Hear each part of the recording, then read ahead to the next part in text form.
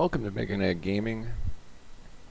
In today's review, we are going to look at one of the stack of PlayStation games I received recently. And we're going to, first game we'll look at from that stack is Frogger. Frogger is a reboot of the classic Atari era arcade game, where the goal is to get past a series of vehicles and then get through a little water area to collect so many items at the end. It's one of the most basic video game concepts. It's a bit more complex than Pong, but as far as it's very basic game design. A lot of times if you're doing like a game design class in college or game programming class, it'll be one of the first things you develop is a Frogger clone. With the PlayStation 1, given the platform was a platform that kind of brought gaming to a mainstream and adult audience, they tried to do a lot of reboots of old franchises. They tried to do a lot of interactive movie style games. They tried a lot of different things, most of which didn't work. We did have the occasional thing that did work. So this version of Frogger was released for the PlayStation in North America September 30th of 1997, and then released for Microsoft Windows on November 30th of 1997. There's not enough difference between the two versions for me to do separate reviews, so this is going to be a combination review, focusing on the PlayStation review, but I won't be revisiting the PC version. It's developed by SE Cambridge Studio and published by Hasbro Interactive. You end up with explore the map for 5 small colored frogs. You do have a time restraint on collecting those, and the hazards as well as the level layout are more complex than original Frogger. It's a total of 38 levels, with 33 of those being single player levels. Now the original Frogger is one of those classic games that's held up over time. You can still find little standalone single game things where it's a joystick in the game and you just hook it up directly to the TV version of Frogger. Find the original Frogger, it's essentially non-issue. You can get it for about any platform.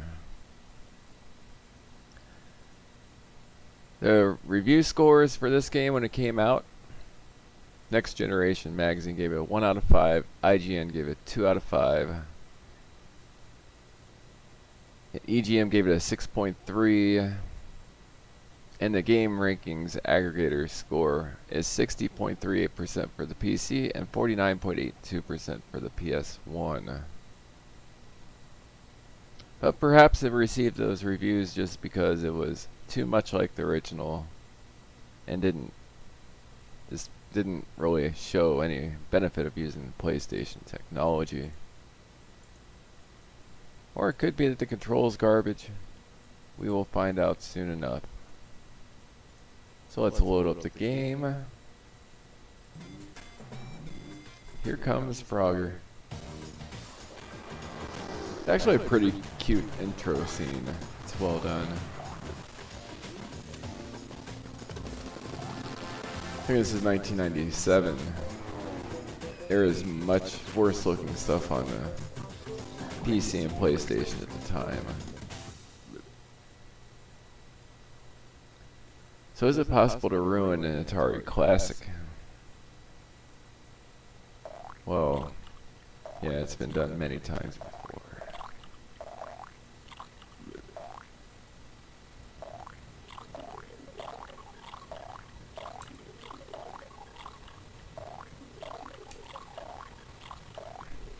So they're really wanting to take advantage of the 3D capabilities of the PlayStation. You have a race mode here.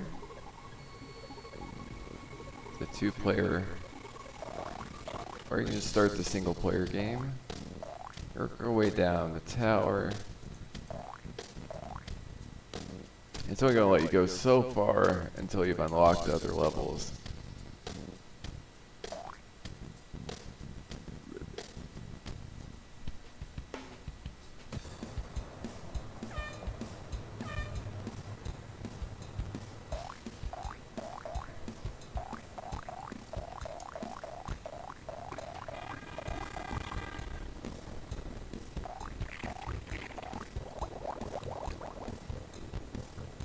That didn't work out too well.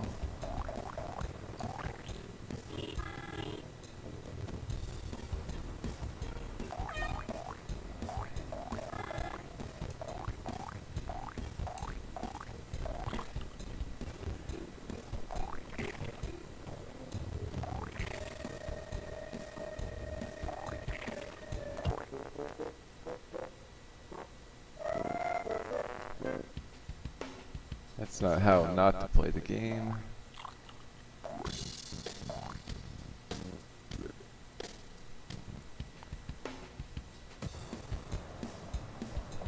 As far as the graphics for the time, there's simplistic 3D graphics, but they do have some charm that's fitting for the game.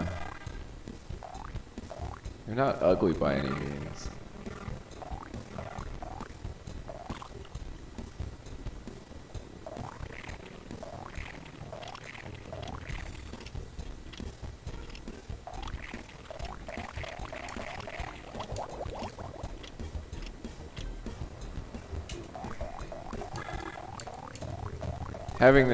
Having the edges fade out does make it a bit confusing as you're playing, because you think you have more space left, but you really don't.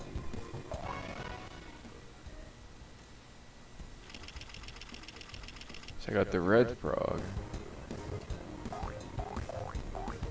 Forget if in the original Frogger, and once you got the frog, you had to back out and then go back through from the. Or if you had the game reset like it did there. I didn't think it did reset, but Mike can feel free to correct me if I'm wrong.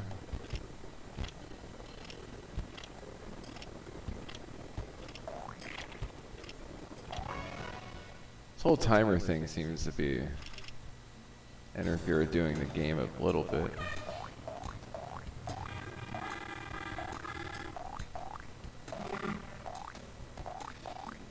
Seems like adding something unnecessary to the game to create more challenge when it's not really needed. Yeah, so far this is Frogger with updated graphics and animations. Let's say an entire game was this. This game's would get an average score. It's going to be your 5. If it was a 10-point scale, it'd be your 5 out of 10. Or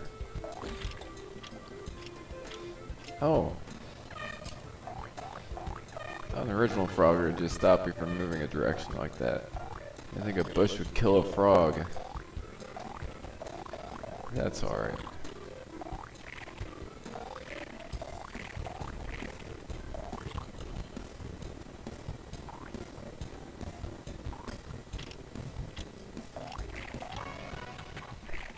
Oh, apparently the trees have teeth there.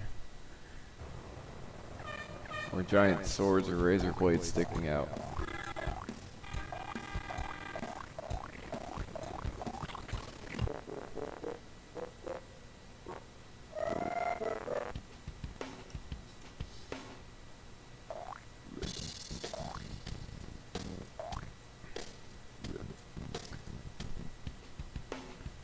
And the controls, if you're just using the D-pad,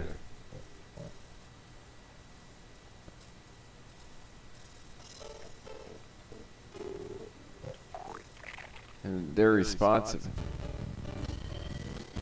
Alright, so here's where the game gets kind of lousy. This has to be one of the worst top-down cameras I've seen in a while.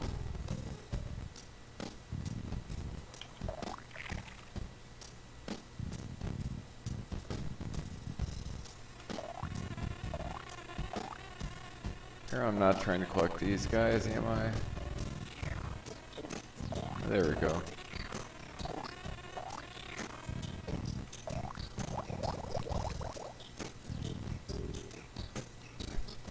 Here's the degree of memorization to memorize where these logs even travel. You can't see anything that's going on the screen because it's such a close view. Guessing I follow this around and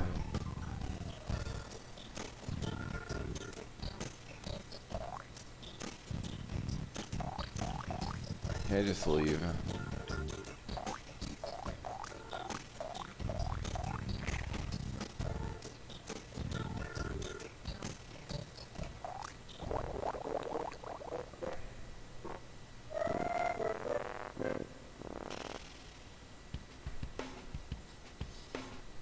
As far as the sound, graphics, and everything for the time, sound and graphics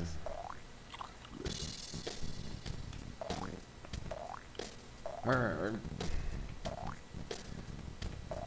adjusting for the game they're decent enough. Frogger doesn't need that impressive of sound and graphics, so they are good enough for the game at hand.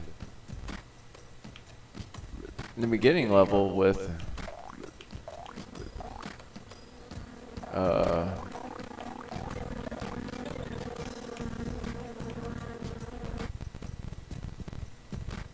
if you try to use the analog controller, that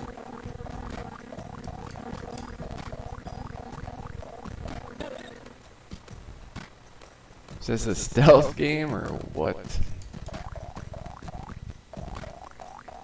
I don't remember the capture the bees part of Frogger.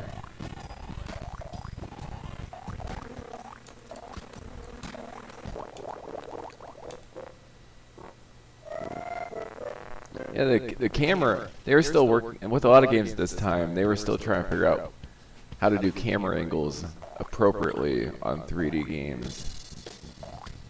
So you had a lot of games like the example would be the early Resident Evil game that had the tank controls. Well, a lot of people still love that game. It's a well-designed game. Those tank controls don't hold up the best. So now we're going to jump around the level and solve puzzles.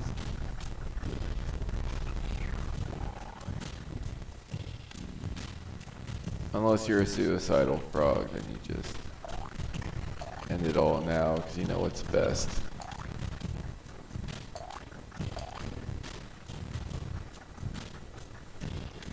So this one looks like the goal is to trigger a bunch of switches to solve a puzzle.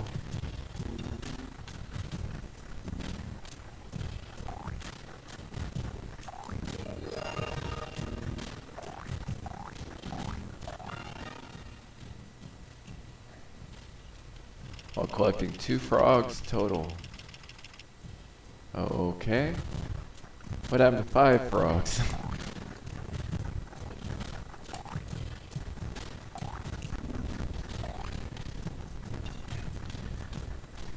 Yeah, what we have here is a prime example of mediocrity at the time being held up by graphics that couldn't be done on the Super Nintendo or Sega Genesis or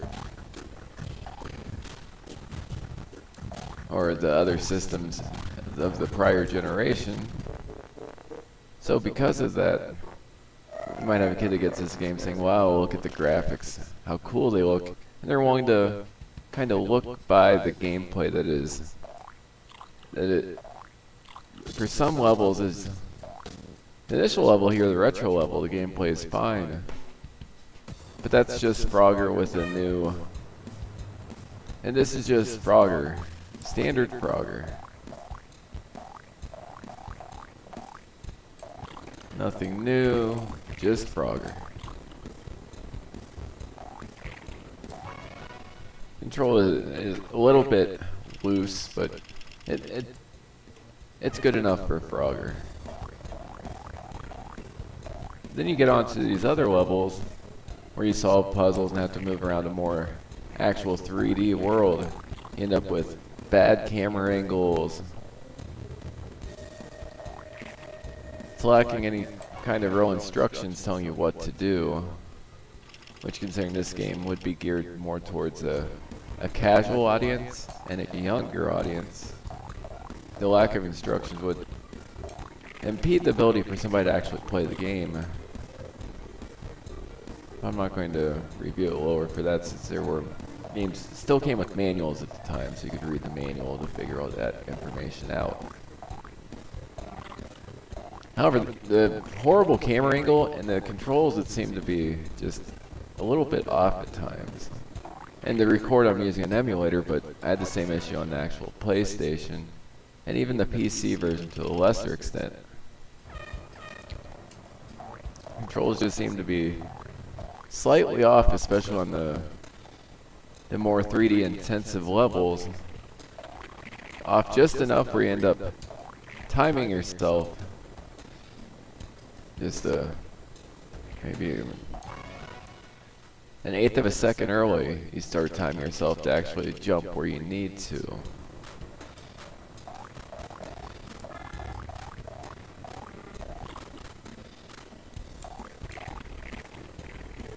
More Frogger here. Go ahead and clear up the last frog. And move on.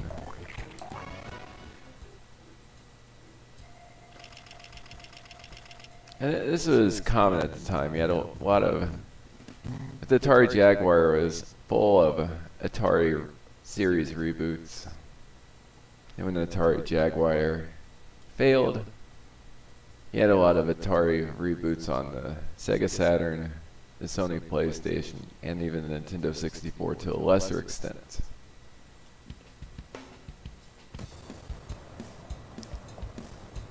And while some of them, Missile Command 3D, Tempest 2000, were well done, but for everyone that was well done, you also had the Pong remake and the Frogger remake here. While neither one of those were terrible, there's just not enough going on here to even say it's an average, anything above average.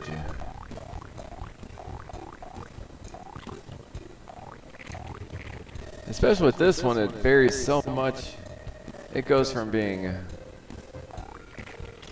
a nice playable game of Frogger in the classic levels, then you'll have other of the modern remake levels where it's a mediocre experience but still playable. And then you have a couple of the new levels where, because of the camera angle and the slightly off controls, it's not even a playable experience anymore. I take it. Clear out the edge ones. Good thing is this game can be found for easily less than $10, including shipping. If you spend some time shopping at the thrift stores, you can probably pick it up at a thrift store for $1.99, if that. And if that's what you're paying for it and you love Frogger, if nothing else, you'll get the early Frogger levels with some nicer animations. And you do have the two-player feature where you and a friend could compete in different activities, and perhaps that would be more enjoyable. But if you're just buying this as a single-player game, you can just get an actual version of Frogger on a lot of other platforms. It's going to give you a lot more levels of classic Frogger. It'll skip the mediocre to atrocious Frogger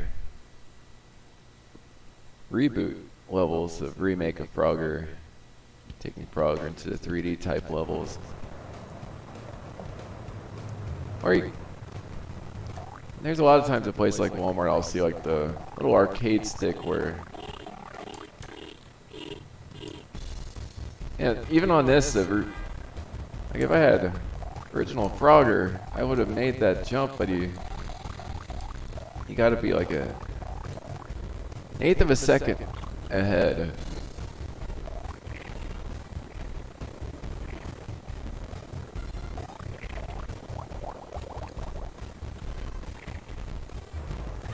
So then as you're trying to be an eighth of a second ahead, sometimes you end up a little bit too far ahead and you end up missing it by jumping too early.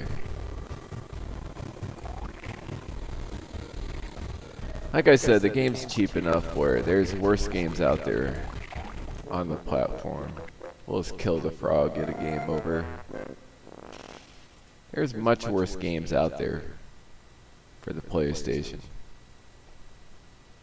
Of course, when you have a library of about 1,400 games, there's also hundreds, literally hundreds of games on the platform that are much better. And on the PC, you can find or if you just want a copy to play it on a system of some sort, you could probably, there are better versions of Frogger for your Android or iPhone you can pick up. So the question is, where do we actually rate this game? Is it bad enough to put in a, it's not a 1 out of 5 game. Question is, does it do enough here to justify a 3 out of 5 rating? Put in the average. It's going to be in the bottom half of the 3 out of 5s. But is there enough here to give it a 3 out of 5? Well, you have the classic Frogger levels.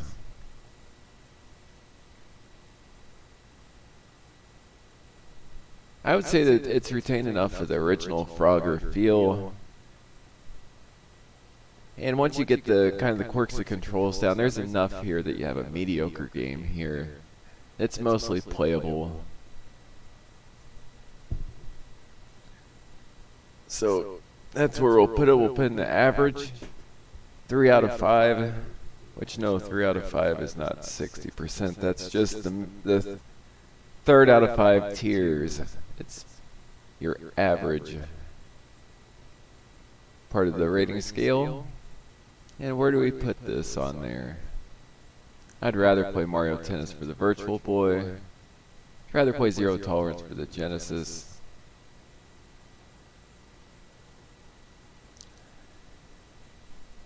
Let's see.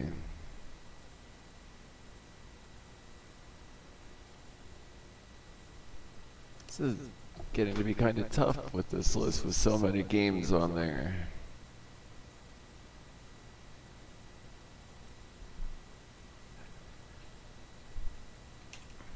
I'm going to put it below Tommy Lasorda Baseball and above All-Star Slam and D-Ball at the 22nd spot out of